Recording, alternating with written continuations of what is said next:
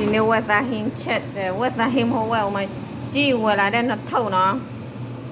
နှစ်ကြကြော်ဒါလေးကြကြော်ပဲအများကြီးရတာခဲဟန်ချင်ဒီတကြကြော်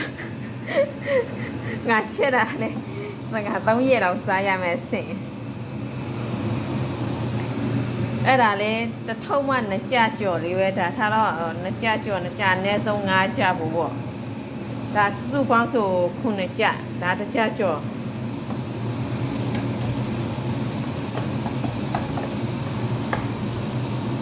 အများကြီးရတာအဲ့ဒီစင်းစောမှာဈေးဝယ်ရမ်းဈေးတော်တော့ဝက်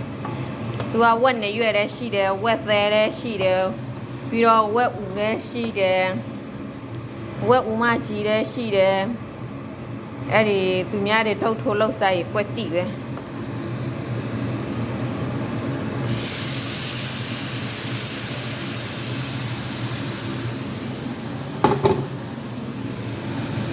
အများကြီး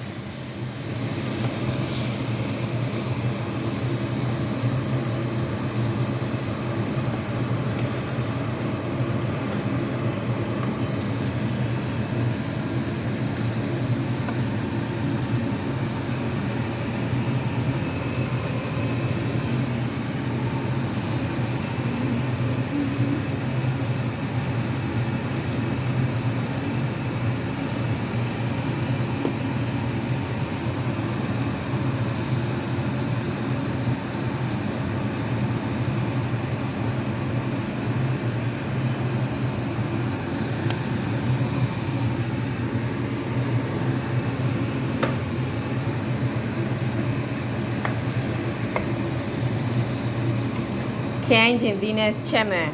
ဟွာဒါစုစုပေါင်းဆိုခုနှစ်ကြတော့မရှိဘူး